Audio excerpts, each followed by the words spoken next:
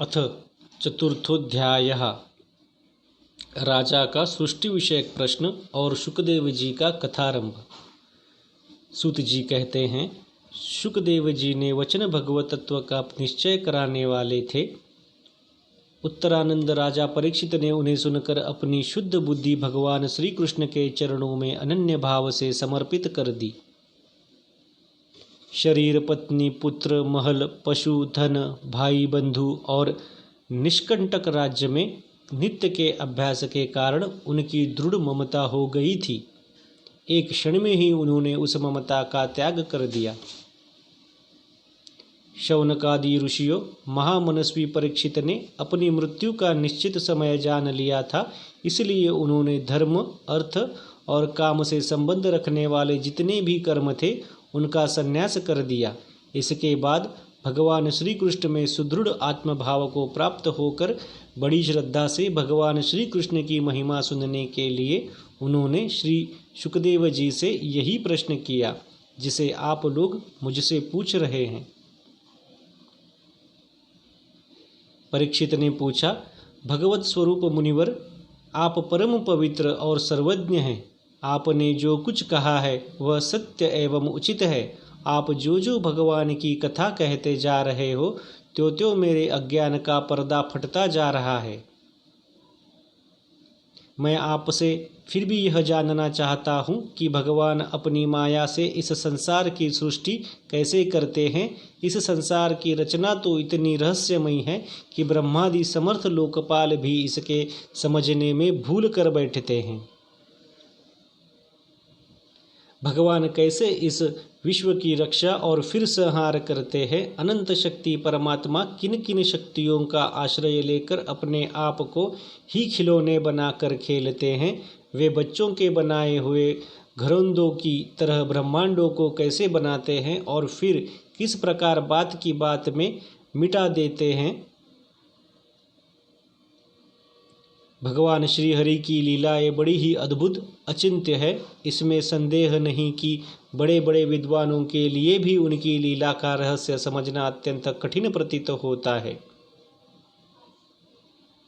भगवान तो अकेले ही हैं। वे बहुत से कर्म करने के लिए पुरुष रूप से प्रकृति के विभिन्न गुणों का एक साथ ही धारण करते हैं अथवा अनेकों अवतार ग्रहण करके उन्हें क्रमशः धारण करते हैं। मुनिवर, आप वेद और ब्रह्म तत्व दोनों के पूर्ण मर्मज्ञ हैं, इसलिए मेरे इस संदेह का निवारण कीजिए। सूत जी कहते हैं, जब राजा परीक्षित ने भगवान के गुणों का वर्णन करने के लिए उनसे इस प्रकार प्रार्थना की, तब श्री शुकदेव जी ने भगवान श्री कृष्ण का बार बार स्मरण करके अपना प्रवचन प्रारंभ किया।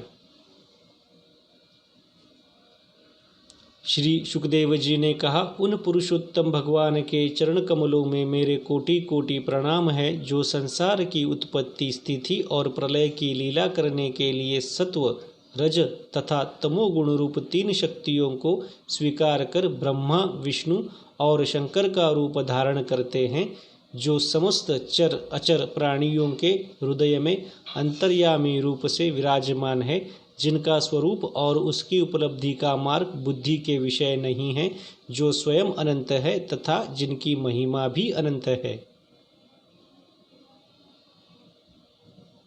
हम पुनः बार बार उनके चरणों में नमस्कार करते हैं, जो सत्पुरुषों का दुख मिटाकर उन्हें अपने प्रेम का दान करते हैं, दुष्टों की सांसारिक बढ़ती रोक कर उन्हें मुक्ति देते हैं तथा जो लोग परमहंस आश्रम में स्थित है उन्हें उनकी भी अभीष्ट वस्तु का दान करते हैं, क्योंकि चर अचर समस्त प्राणी उन्हीं की मूर्ति है, इसलिए किसी से भी उनका पक्षपात नहीं है।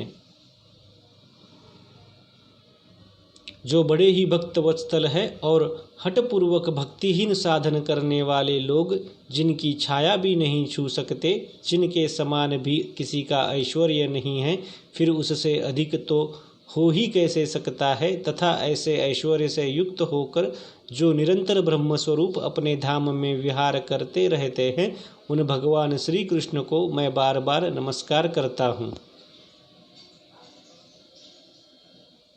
जिनका कीर्तन, स्मरण, दर्शन, वंदन, श्रवण और पूजन जीवों के पापों को तत्काल नष्ट कर देता है, उन पुण्यकीर्ति भगवान श्री कृष्ण को बार बार नमस्कार है।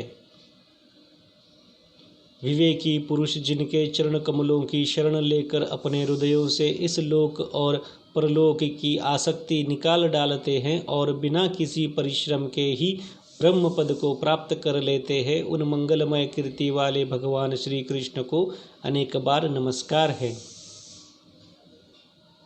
बड़े बड़े तपस्वी, दानी, यशस्वी, मनस्वी, सदाचारी और मंत्रवेत्ता जब तक अपनी साधनाओं को तथा अपने आप को उनके चरणों में समर्पित नहीं कर देते, तब तक उन्हें कल्याण की प्राप्ति नहीं होती। जिनके प्रति आत्मसमर्पण की ऐसी महिमा है, उन कल्याणमयी कीर्ति वाले भगवान को बार बार नमस्कार है। किरात, हूण, आंध्र, पुलिंद, पुलकस, आभीर, कंक, यवन और खस आदि नीच जातियाँ तथा दूसरे पापी जिनके शरणागत भक्तों की शरण ग्रहण करने से ही पवित्र हो जाते हैं, उन सर्वशक्तिमान भगवान को बार बार नमस्कार है।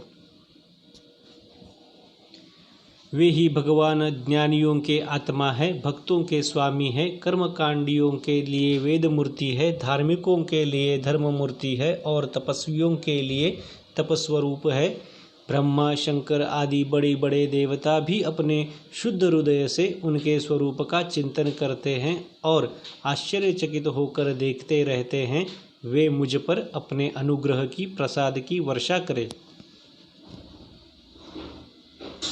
जो समस्त संपत्तियों की स्वामिनी लक्ष्मी देवी पति है, समस्त यज्ञों के भोक्ता एवं फलदाता है, प्रजा के रक्षक है, सबके अंतर्यामी और समस्त लोकों के पालन करता है तथा पृथ्वी देवी के स्वामी है, जिन्होंने यदुवंश में प्रकट होकर अंधक, वृष्णि एवं यदुवंश के लोगों की रक्षा की है तथा जो उन लोगों के एकमात्र आश्रय रहे हैं, वे भक्तवत्सल संत जनों के सर्वस्व श्री कृष्ण मुझ पर प्रसन्न हो।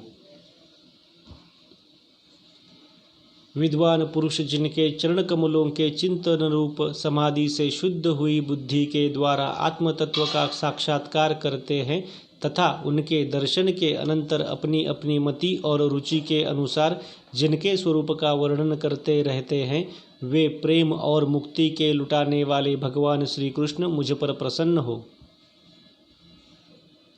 जिन्होंने सृष्टि के समय ब्रह्मा के हृदय में पूर्वकल्प की स्मृति जागृत करने के लिए ज्ञान की अधिष्ठात्री देवी को प्रेरित किया और वे अपने अंगों के सहित वेद के रूप में उनके मुख से प्रकट हुई, वे ज्ञान के मूल कारण भगवान मुझ पर कृपा करे मेरे हृदय में प्रकट हो।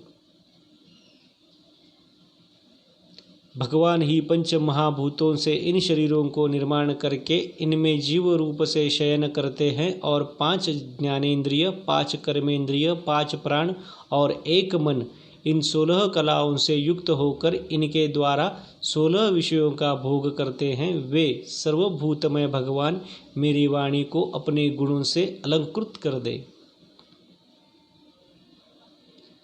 संत पुरुष जिनके मुख कमल से मकरंद के समान झरती हुई ज्ञानमयी सुधा का पान करते रहते हैं, उन वासुदेव अवतार सर्वज्ञ भगवान व्यास के चरणों में मेरा बार बार नमस्कार है। परीक्षित, वेद गर्भ स्वयंभू ब्रह्मा ने नारद के प्रश्न करने पर यही बात कही थी जिसका स्वयं भगवान नारायण ने उन्हें उपदेश किया था और वही मैं तुमसे कह रहा हूँ।